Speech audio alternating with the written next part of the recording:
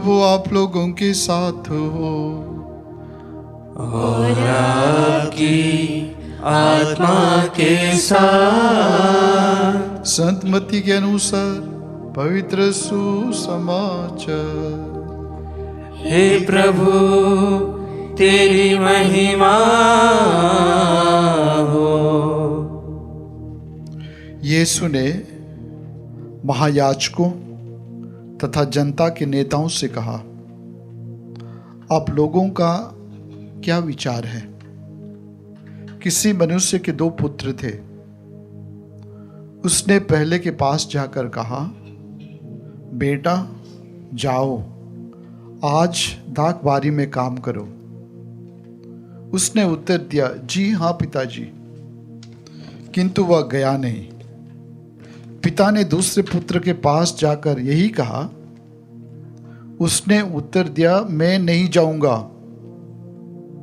किंतु बाद में उसे पश्चाताप हुआ और वह गया। दोनों में से किसने पिता की इच्छा पूरी की? उन्होंने यीशु को उत्तर दिया, दूसरे ने। इस पर यीशु ने उनसे कहा, मैं तुम लोगों से कह देता हूं, नाकेदार और वेश्याएं तुम लोगों से पहले ईश्वर के राज में प्रवेश करेंगे। योहन तुम्हें धार्मिकता का मार्ग दिखाने आया और तुम लोगों ने उस पर विश्वास नहीं किया, परंतु नाकेदारों और वेश्याओं ने उस पर विश्वास किया। यह देखकर तुम्हें बाद में भी पश्चाताप नहीं हुआ और तुम लोगों ने उस पर विश्वास नहीं किया।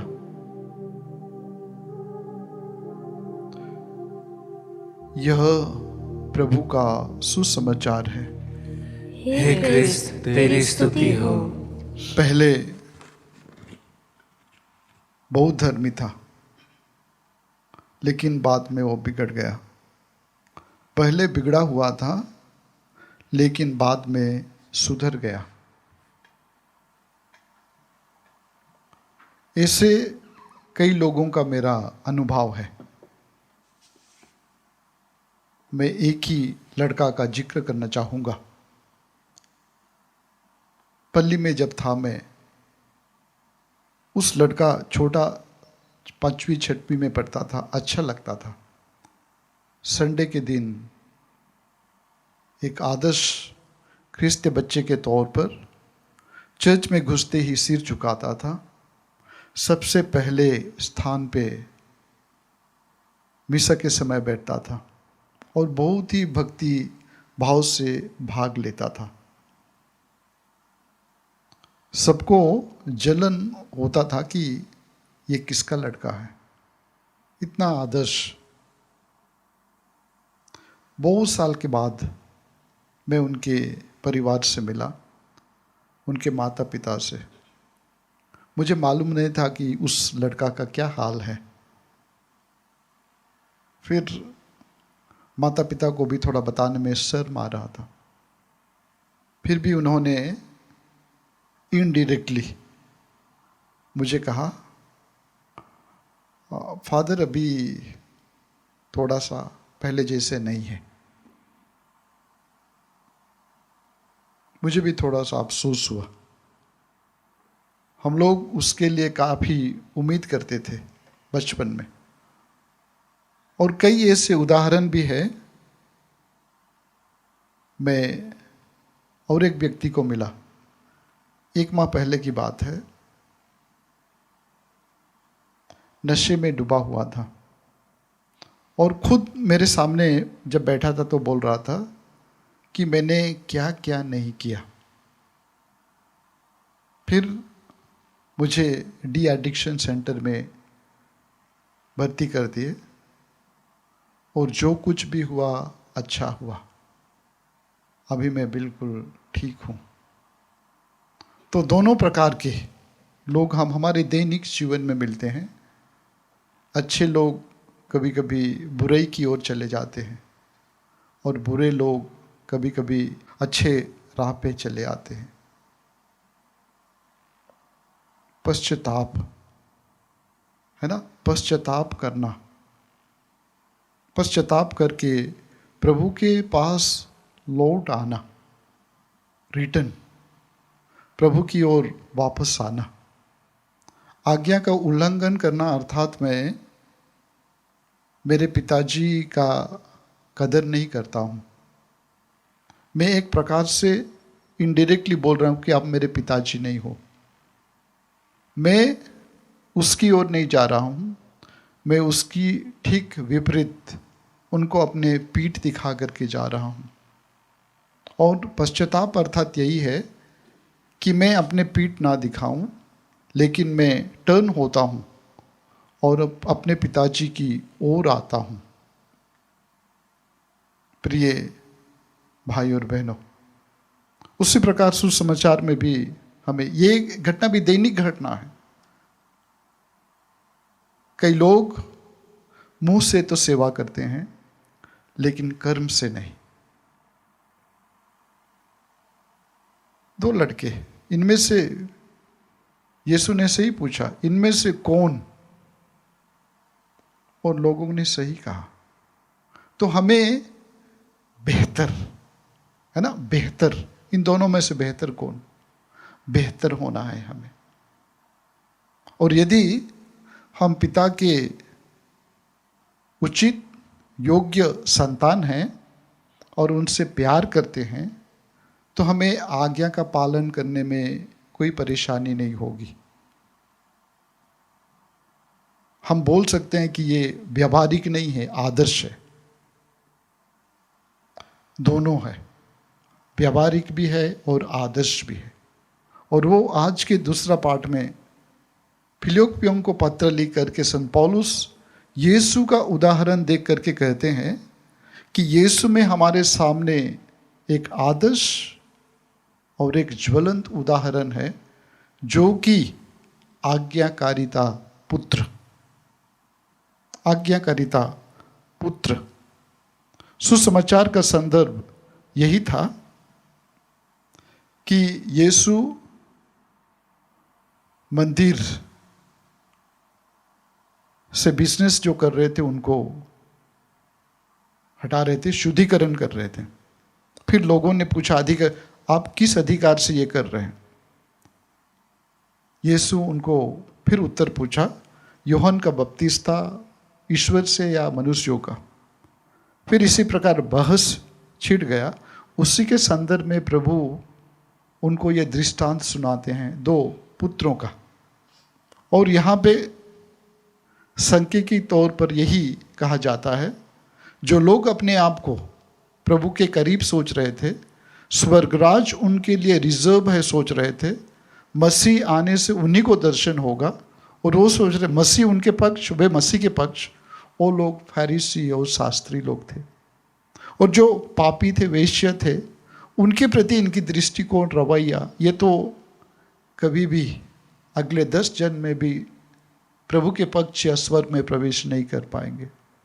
लेकिन हुआ क्या, जब यीशु आए, यही लोग पश्चाताप किए और प्रभु के पास आए।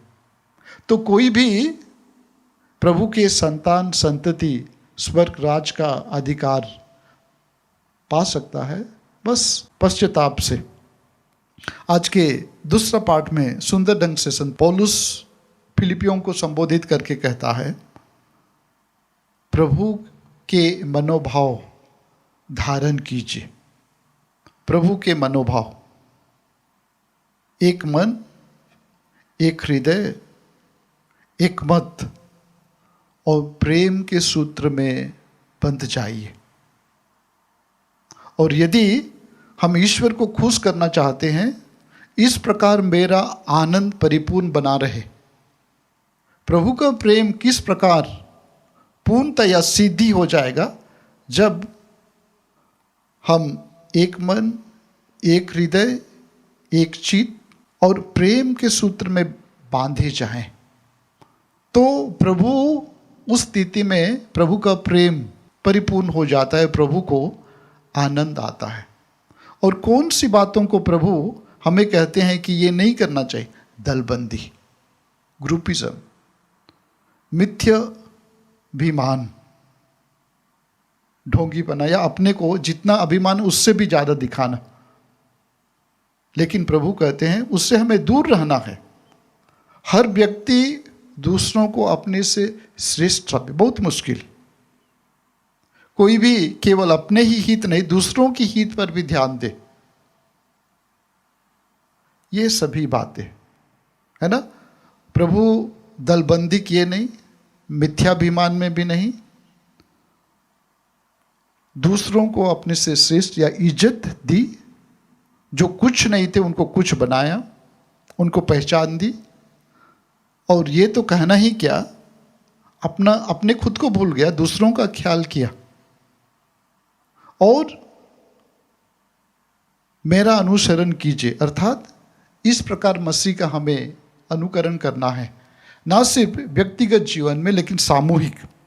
क्योंकि जब फिलिपी में जो कलीसिया थी वो कॉस्मोपॉलिटन था, वहाँ पे अलग अलग भाषा भाषी, अलग अलग संस्कृति, अलग अलग जगह से लोग आए थे। इसलिए प्रेरित चरित्र अध्याय 16 में देखेंगे तो एक लीदिया नाम करके एक महिला है जो कि यहूदी है, और एक दास लड़की है जो कि यूनानी है, और उसी प्रकार वहाँ पे एक जेल का जेलर जो है वह रोमी है।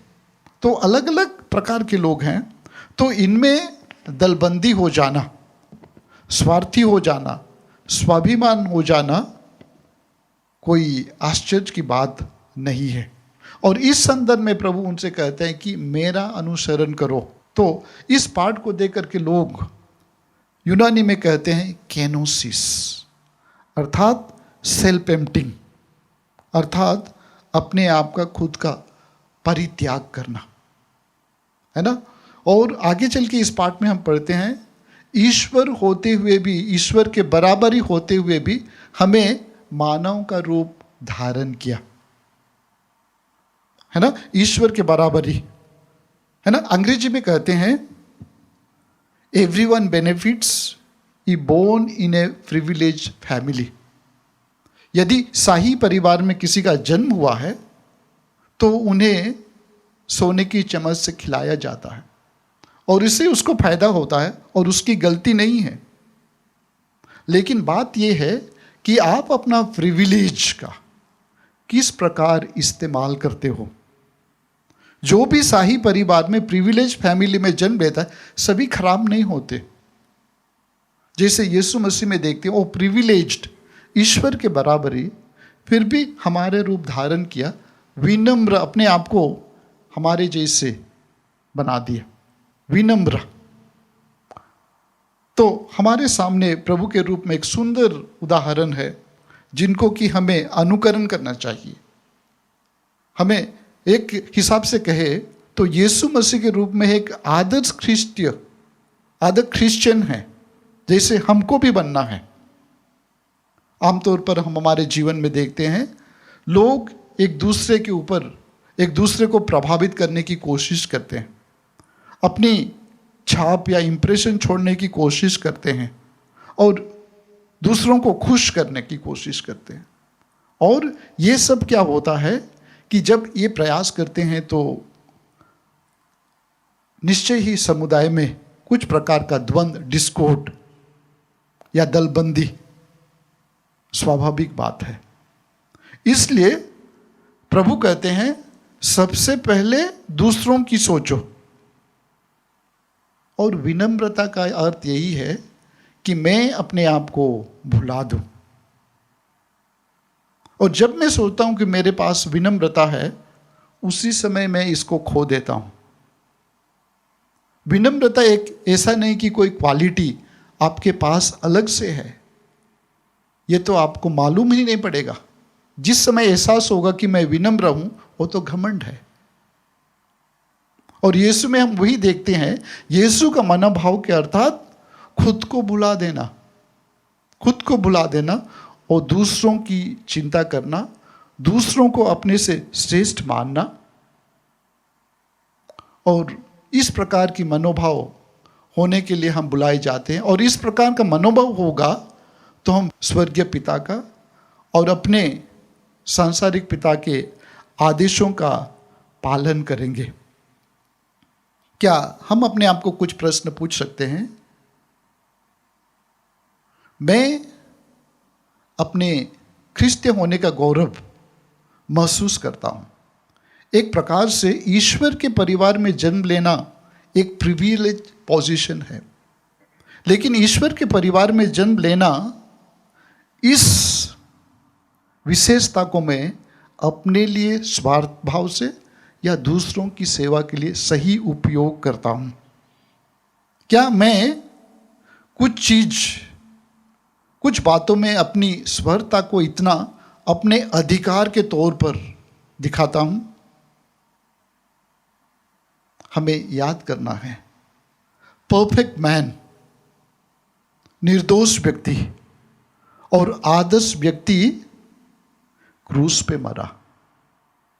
परफेक्ट मैन, आदर्श व्यक्ति, और सबसे विनम्रता वही क्रूस में जो कि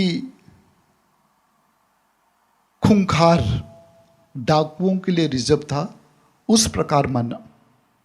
जो ईश्वर के बराबरी था, ना सिर्फ वह मनुष्य बन गया, लेकिन ना सिर्फ दास का रूप धारण किया, लेकिन वह एक डाकू के तौर पर अपने आप को इतना आडंबरापूर्ण जीवन से, स्थान से, इस प्रकार के क्रूस के स्थान को अपनाया। प्रिय भाई और बहनों, हम ईश्वर को उसके राज में भी मिलते हैं। क्या हम ईश्वर को उनके क्रूस में भी मिल पाएंगे? आज के दिन प्रभु हमें पहला पाठ के सदृश शिक्षा देते हैं। हम अच्छे थे, क्या बुरे हो गए हैं, या बुरे हैं पश्चाताप करके यीशु के एक आज्ञाकारी, परमेश्वर के आज्ञाकारी संतान बन सकते हैं।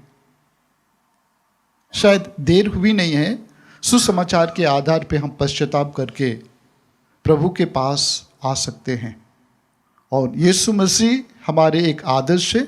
उनके पद पे हम चल करके उनके जैसे एक आज्ञाकारी, और आज्ञाकारी संतान का अर्थात ना सिर्फ आज्ञा मानते हैं, हम दूसरों को भी पड़ोसी प्रेम अर्थात दूसरों को अपने से श्रेष्ठ मानते हैं।